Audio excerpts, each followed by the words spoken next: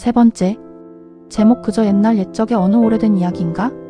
우리나라에는 우리 민족의 기원을 담은 단군 신화라는 게 있습니다.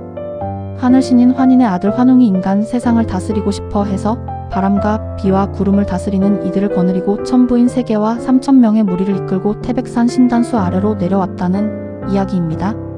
그때 곰 한 마리와 호랑이 한 마리가 나타나 사람이 되고 싶다고 빌었고, 환웅은 그들에게 쑥한 심지와 마늘 20개를 주며 100일 동안 햇빛을 보지 말고 견디라고 했습니다. 호랑이는 참지 못하고 뛰쳐나가 버렸지만 곰은 꿋꿋이 견뎌 21일 만에 여자의 몸이 되었습니다.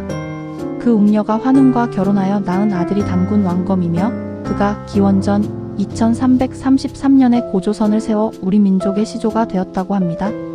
우리는 이 이야기를 들으면서 아 그렇구나 하고 넘깁니다. 누구나 다 아는 상식이고 말 그대로 신화일 뿐 그 내용이 지금 내 삶과 무슨 상관이 있느냐며 무관심하게 반응합니다.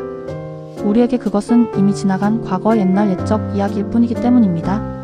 그런데 혹시 예수님께서 십자가에서 다 이루었다고 하신 그 말씀도 단군 신화처럼 그저 오래된 이야기로만 알고 있는 것은 아닐까요? 분명히 알아야 할 사실이 있습니다. 이 복음은 이야기가 아니라 지금 우리의 존재를 완전히 장악하고 있는 실제입니다. 세상을 창조하시고 우주를 운행하시는 분이 하늘에서 내려와 인간의 몸을 입었다는 사실 자체가 애초에 말이 되지 않는 일입니다. 그리스도께서 지불한 값은 그토록 상식 밖의 것이었습니다. 우리가 무언가를 잘하고 의로울 때가 아니라 여전히 죄인이었을 때 그분은 가장 참혹한 순간에 가장 가까운 제자들에게 버림당하고 팔리고 외면당하셨습니다. 영원 전부터 하나였던 아버지로부터 찢겨나가는 고통을 견디셨습니다. 자기를 기다리며 환영했어야 할 백성에게 배척당하며 채찍질과 모욕, 침 뱉음과 뺨을 맞는 조롱을 온몸으로 받아내셨습니다. 마지막 숨이 끊어지는 순간까지 모든 옷을 벗김당한 채 그 극심한 수치를 견디신 것은 죄로 인해 빼앗겼던 우리를 자신의 목숨값으로 다시 사오기 위해서였습니다.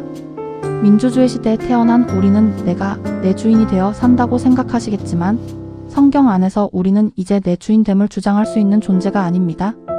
그 처참한 핏값으로 예수님이 우리를 이미 그분의 소유로 삼으셨기 때문입니다. 신이 자기 생명을 다 바쳐 이렇게 처절한 대가를 치르고 우리를 다시 찾아왔는데 그분을 속여 우리를 다시 빼앗아갈 존재가 이 우주에 있겠습니까? 그분이 우리를 다시 버리는 일이 가능하겠습니까? 우리는 이제 죄와 사망과 지옥이라는 잔인한 주인의 손아귀에서 벗어나 사랑과 은혜와 생명의 나라로 소속이 옮겨진 것입니다. 예수님의 소유가 되었다는 것, 역설적이게도 우리 입장에서는 이제야 비로소 진짜 주인을 만난 자유인이 되었음을 의미합니다. 우리는 이제 그 어떤 피조물이나 권세에도 휘둘리지 않는 그분의 소유가 되었기에 더 이상 하나님께 외면당할까봐 불안해할 필요도, 둘째 사망을 두려워할 필요도 없어진 것입니다. 이 사실이 우리를 뒤덮는 실제가 되는 순간 우리는 이제 지옥에 가고 싶어도 절대로 갈 수 없는 존재가 되었다는 것을 알게 됩니다.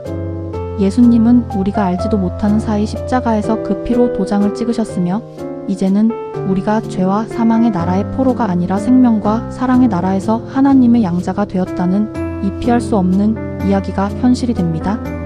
이것을 이루신 예수님의 소유가 되었기에 더 이상 하나님께 외면당할까 봐 전전긍긍할 필요가 없습니다. 이제부터 모든 행위는 구원을 얻기 위한 노력과 상을 받기 위한 열심이 아니라 이미 이루어진 사건에 대한 자발적인 응답으로 바뀝니다.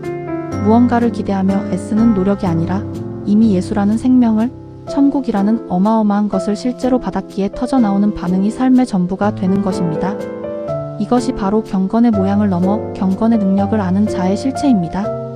우리는 이 땅에 발을 디디고 살면서도 시간선 기준으로 미래에 있을 저 하늘의 삶을 오늘로 당겨와 삽니다. 현실의 괴리감이 아무리 커도 상관없습니다. 이미 천국을 소유했기에 그조차 넉넉히 이겨냅니다. 단군 신화가 아무리 거창해도 우리와 상관없을지 모르지만 십자가의 사건은 우리가 녹음기 틀어놓은 것처럼 의미 없이 되뇌는 옛날 옛적의 이야기가 아니라 지금 우리의 영혼을 확정 짓고 있는 단 하나의 사실입니다. 이 십자가라는 이야기 속에 살고 있습니까?